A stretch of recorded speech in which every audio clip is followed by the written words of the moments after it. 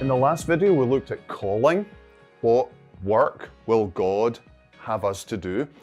This video, we want to look at the how question. How should we work? What does the Bible teach about that? Well, the first thing it tells us is our work should be as to the Lord. In other words, we're to work, whatever work we're given to do, as if God was our boss, God was our manager, God was the marker of our papers and assignments. We're to work as though He is the one to whom we are accountable. And that will make a huge difference to the way that you work. Secondly, we're to work with all our might. When we're working, to really work hard. And in today's world, I've talked to many employers, many businessmen, and they'll tell you that it's almost impossible to get anyone who will work just a basic, solid 7 or 8 hours a day without any interruptions. And so if you can do that, you're going to mark yourself out as different, as desirable, as very employable and promotable. You're to do it with all your might. Thirdly, work is your witness. You shouldn't think about work as a means to witness or witnessing at work. In other words, using work as a way to evangelize others. That may happen. Great. But your primary approach to work should be that your work is your witness. The way you work, how you work, what you do, how you treat other people, that is your primary witness. And again, that will make you stand out.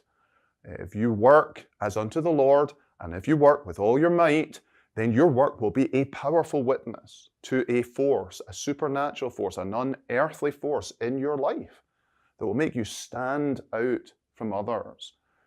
And so work is your witness. Fourthly, speak respectfully of your employer, of your employees, of your colleagues, of your clients, your customers, your patients.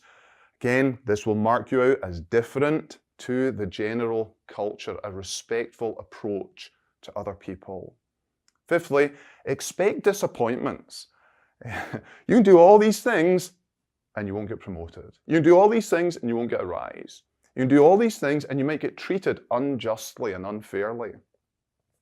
That's life in a fallen world. It's part of the curse God has put on work. It's part of the thorns and thistles. But it gives you an opportunity, as Peter teaches in his epistle, to be like Christ, who also suffered similar injustice in his work. It will give you an insight into Christ and his work and enable you to suffer and submit in a Christ-like way. So expect disappointment. Sixthly, stay. Tough it out. Yeah, you're going to have difficulties, you're going to get upset, but don't run for the next $1 an hour, or don't run when any problem arises. One of the best pieces of advice I was given as I started out in work was, stay where you are unless God shows you clearly otherwise. And that stood me in good stead because, you know, there are lessons you cannot learn if you just run all the time from the first problem or run for the next $1. There's lessons you can only learn by sticking it out, toughing it out, pushing through, submitting, suffering in a submissive, patient way. And again, this is the Christian work ethic. And the Christian is to be consistent and steady and stable and reliable. It doesn't say we can never change jobs, but we're not like the world, just chopping and changing all the time. Seventhly, pursue personal development. It doesn't matter what job you're in, industry you're in, studies you're in.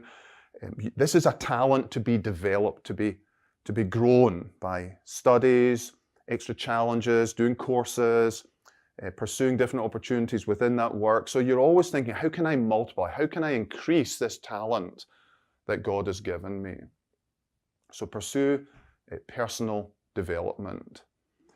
And eighthly, and I've forgotten the eighthly. Yeah. And eighthly, maintain work boundaries. And this is your action item really for this week. want you to think about when you're at work, that's all you do. You put up clear boundaries and you say, when I'm at work, I work for my employer.